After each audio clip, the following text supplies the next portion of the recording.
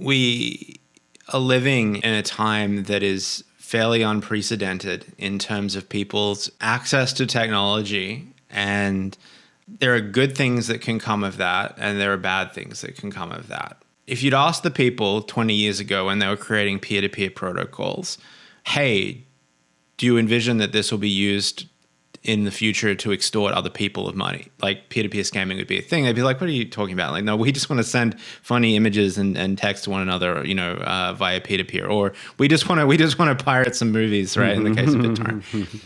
They would never have thought this, right? In hindsight, you can say, well, of course it's going to be used, right? Like anything that can be used will be used.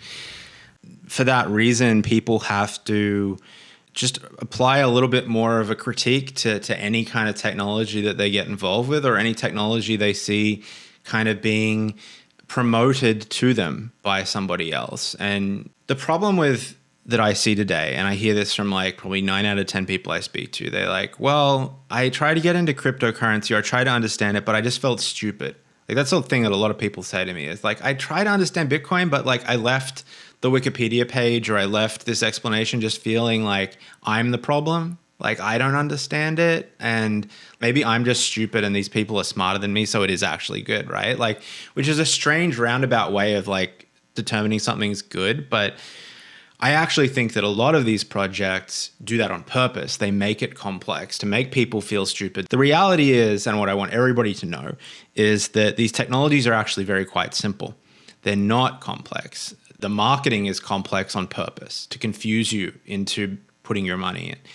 Find somebody in your life, if you can't digest it yourself, who is involved in software or who has a bit more of a technical background, and ask them to explain it to you in simple terms, I think is the thing I would say, before just assuming that, well, I don't understand space travel, I don't understand rockets either, but that doesn't mean rockets are bad. You can't apply the same logic to financial instruments. I would just say, have that skepticism. I think the other thing though, and this is actually more of a challenge that I face every day, and it's part of why I started Griftonomics as a podcast, is that all of this is predicated on the fact that people care about one another, right? We only get away from this if society veers more towards caring about their fellow individuals and caring that another person isn't losing money while you're making money.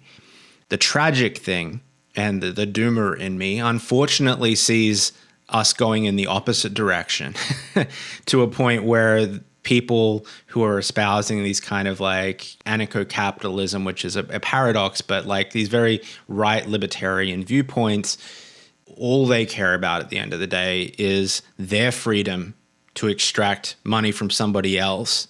I hope that people can like also, in addition to questioning the technology, question the belief systems they may be sold, because I think, especially with some of the upcoming elections in America, I think we're going to increasingly see this kind of individualistic kind of put yourself above all others kind of mentality that is floating around. I'm so glad you brought this up as your last topic. This means we've discussed this with Jim Chanos, Molly White, and you. I'm mostly cynical and pessimistic when it comes to cryptocurrency, but I think when it comes to financial education, I'm actually an optimist. So I think you're absolutely right. Education is hopefully the answer to this. I think scaling that is really, really hard. My bigger concern about that is that I worry that the financial education that people are going to start receiving or are already beginning to receive is one that scams aren't necessarily a bad thing. I will never forget the Coinbase article, like, this token is a Ponzi scheme, but is that a bad thing? Yeah, CoinDesk, I was about to bring that up. So are the dollars in your pocket. So the education angle only works if the education you're giving people is that it's in your financial best interest to think about society as a whole.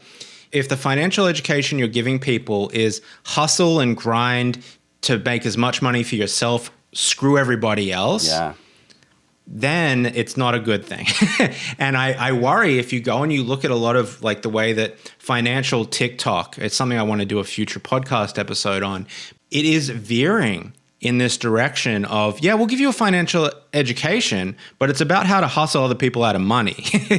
The fact that you had people who are in respectable positions in the crypto industry saying, have fun, stay poor to people, that became also almost a mantra of the crypto industry. I worry that, yeah, I think education is the answer, but is it the right education? Yeah, and we see it. It's more than just that article. There was another person who had posted something about like, are Ponzi's actually the future of finance? And you're just like, do you not understand when you're like at the top of a Ponzi how that feels? Do you not get that you're like, this is definitely the future. I'm making so much money. Yeah, it's all going to be gone in a second. Trust me. Like, this is not the future of finance. You hope, though, that when moments like this happen, it gives people like us an opportunity to be a little bit louder and a little bit more noticed, because we're not saying the things that people like, Ron Newer and these other people, buying Luna now is a once-in-a-lifetime opportunity or whatever. So I don't know. You just love name-dropping people so that you get called out on Twitter.